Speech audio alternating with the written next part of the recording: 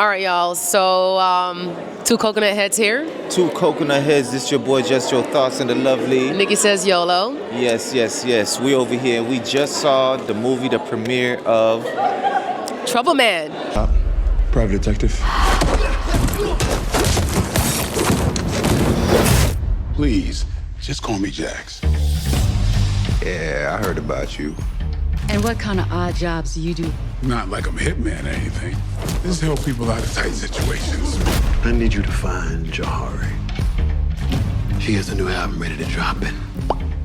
He is so excited, y'all. He is a big fan of Michael J. White. Yeah, starring Michael J. White and your boy Method Man. And it was And Lala was in it too. Yeah, Lala was in it too. I was about to say. You asked if she was on Ozempic. He was like, is she on Ozempic? I'm like, I don't know. She lost a lot of weight. She did. I mean, yeah, she lost a lot of weight. That's but it ain't about her. It's about the martial arts and. Yes. So it was an action-packed film, also very comedic film. And Method Man, he brought the comedy. She knew you were trouble. Challenge accepted. She was hanging with some cat named Money. He's supposed to be some big baller or whatever. When was the last time you seen her? A couple of days ago. Went to her apartment and it was trashed. I'm supposed to just sit here waiting for her to show up? We have to have a plan. All right, Black Belt Jones, what's the plan? It was interesting and exciting to actually see this film, and we got to ask a couple of questions. Yeah, so y'all, I'm a little bit under the weather. I'm just well. under the weather, and I went out there, I asked him a little simple question, but he ended the night with a really special, important question. It's about being black and martial arts. Yes, because, in this film, he pretty much gave us a little bit of education and history in this film, and I thought that it was important to actually highlight that, and basically he was telling us about the where martial arts actually began and how it made its way to China. I'm over here. My name is Joe Wesley, right in front of you over here. Yeah, see nothing. Okay. You gave us a little bit of a history lesson on martial arts. How important is it as I see that you're a teacher pretty much, right? So how important is it to teach the community or people in general the true history of martial arts? Well, yeah, you caught that. I'm always going to have a lot of history and a lot of teaching and things. I believe in something that's called edutainment. And what I spoke about there, you could Google. I mean, the person who brought Kung Fu, martial arts to China was Damo, and he's known as the Black Monk. You can Google it right now. They call him Bodhidharma or Dharma. He brought not only Kung Fu to the Shaolin Temple, he also brought Buddhism to China. And historically, in China, there are statues of the man with nappy hair, receding hairline, and old ancient statues with nappy hair. You think that's by accident? No. Paintings of him, he's my complexion. And there's paintings of Damo teaching, and there's several other monks that are brown as well. Now, this is not hidden. This is absolute facts. So sometimes, I know, but sometimes when you're denied your culture, you cherish these other things. But you should, it's great when you really reach down and realize how magnificent our history is. It's tremendous. It's amazing. And at one time, I was talking to the same people, the same producers of Crouching Tiger, Hidden Dragon, but they actually were talking to me about a movie about Damo. Interestingly, if you ever look at Kill Bill, okay, there's a deleted scene that I'm in. And what am I saying? I mentioned Damo in that scene. Quentin Tarantino wrote that scene.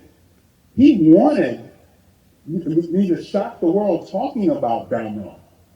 And the fact that I'm a student, my teacher was Damo.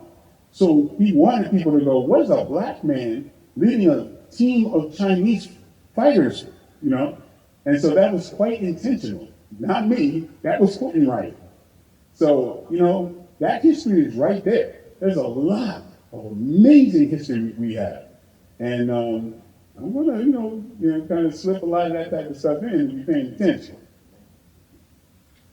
Let's put it in, guys. And let's go hit the lightning. That will conclude our string of trouble. So I thought that was very Yeah, important he to went really deep ask the into question that. to why that's important to input into his film. So yeah, and he really went deep. He really, really enjoyed his question. I would say out of all the questions, he had the best question tonight. Listen, it's like it was like a Kill Bill kind of vibe. It was very martial arts cheesy to me. Who's the director producer of Kill Bill? I forgot his name. Quentin Tarantino. Quentin Tarantino is on a whole nother, just the whole like. There was a scene when he was like kicking, and it was like Well, it was like kind of slow down while he was kicking in the air. Yeah, So it was kind of cheesy fighting. like that, you know? Yeah, because Quentin Tarantino, what you see in Quentin Tarantino is a lot of blood, and there weren't a lot of blood in this. But one. I'm talking about like the cinematography, the look and feel of it. Like it was very cheesy martial artsy is what it was. They was on a zip line, and it was so cheesy when it was going down the zip line. It was like in slow motion. Yes. And it looked so fake. Yeah. Why you? It looks so fake. Nah, it look. I'm like, is this like the 90s martial arts we watching, or is it like 2025? We can tell that they were using some green screen technology in there. So obvious. So yeah, it was pretty obvious. However, it was a very entertaining film. I'm not critiquing the. I know. Yeah, I'm just critiquing the characters and the actors of the film, and it was funny. So if you want an action-packed laughing movie with some amazing martial arts, this is it. Yeah, it was good, and I know he was very happy. He really, really wanted to see the movie, and he really, really, really wanted to talk to Michael J. White. And you know what? His wish came true. I wouldn't put it in that way, but you were determined. Michael J. White is at the ABFF this year.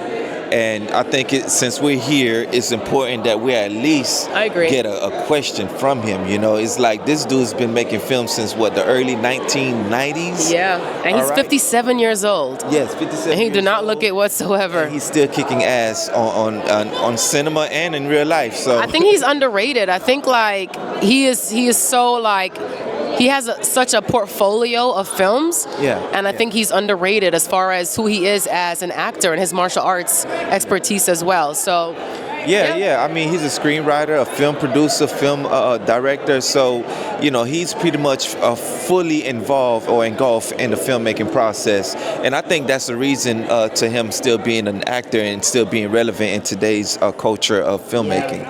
So that's what's up. All right, y'all. So check it out, Trouble Man. All right, over and out to Coconut Heads. Peace.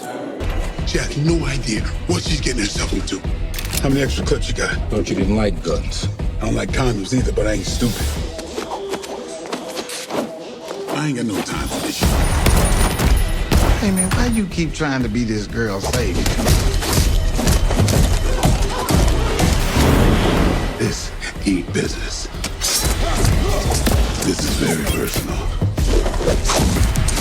All I know is if you don't get that gun out of my face. Now that was fast. That was nice.